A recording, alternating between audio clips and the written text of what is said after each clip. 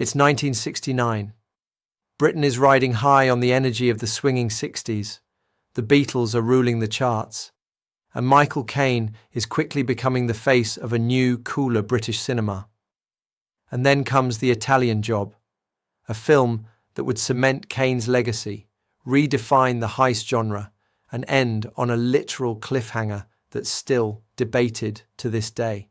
Let's take a deep dive into The Italian Job, not just as a fun film, but as a complex cultural product with serious cinematic chops, subtle flaws, and a place in film history that remains unmatched. Opening notes.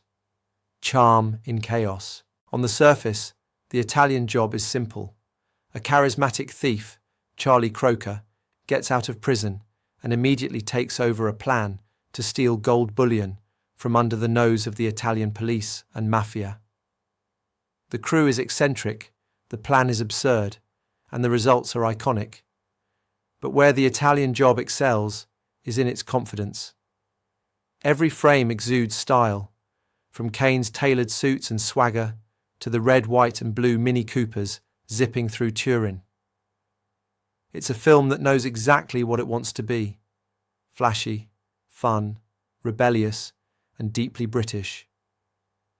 Michael Caine, icon at his peak. Michael Caine's performance as Charlie Croker is, without doubt, one of his finest. He's not a traditional hero. He's arrogant, cheeky, selfish, but he's magnetic. From his first line to his last, Caine commands the screen with that perfect blend of working-class grit and effortless style. Croker isn't about morals, he's about the win. And Caine makes that feel like something we want to root for. The famous line, "You're only supposed to blow the bloody doors off," wasn't just a throwaway gag. It became one of the most quoted lines in film history, and a symbol of the film's self-aware irreverence. Structure and tone, a caper with no consequences. The film's structure is tight, moving from setup to heist to the legendary chase with expert pacing. But unlike American crime dramas of the time, which often ended in betrayal or moral reckoning, The Italian Job avoids any heavy consequences. There are no moral lessons here. No gritty realism. Just momentum, spectacle, and attitude. It's this tonal lightness that makes the film so watchable, but also what some critics take issue with. There's no emotional centre, no character arc. Croker ends as he began, brilliant, brash, and ultimately unchanged. Supporting cast, colourful but thin.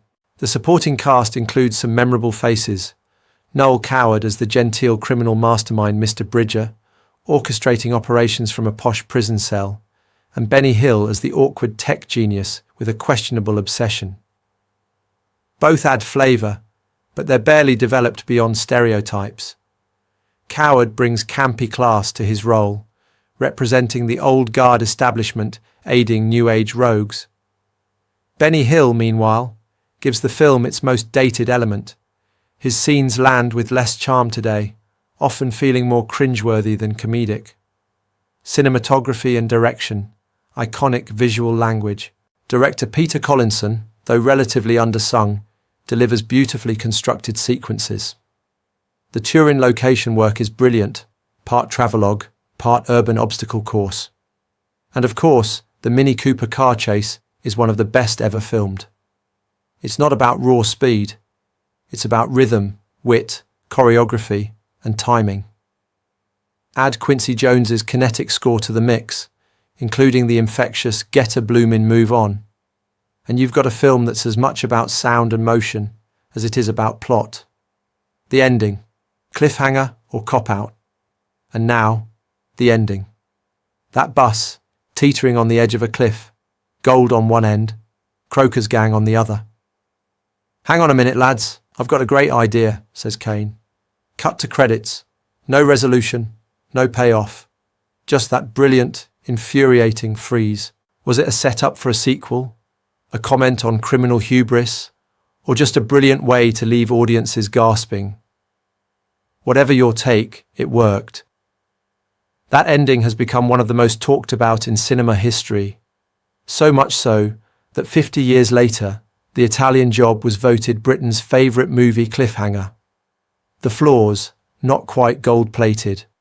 Despite its brilliance, The Italian Job isn't flawless. Its female characters are disposable, existing solely as eye candy or motivators. The plot is fantastical, bordering on farce, and the racial and gender humour of the period hasn't aged particularly well. In some scenes, the film feels like a relic of its time rather than a timeless story. But here's the thing, its flaws are part of its charm. It's messy, it's dated, but it's alive.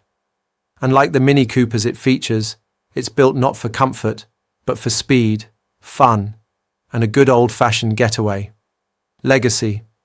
From cult to canon. The Italian Job didn't just influence films, it defined a genre. It's been referenced in everything from Top Gear to the 2012 London Olympics. The 2003 remake tried to recapture the magic with a slick Hollywood gloss, but lacked the charm and edge of the original. The film helped solidify Michael Caine's legend, gave British cinema a global hit, and continues to be celebrated for its style, humour, and pure cinematic joy.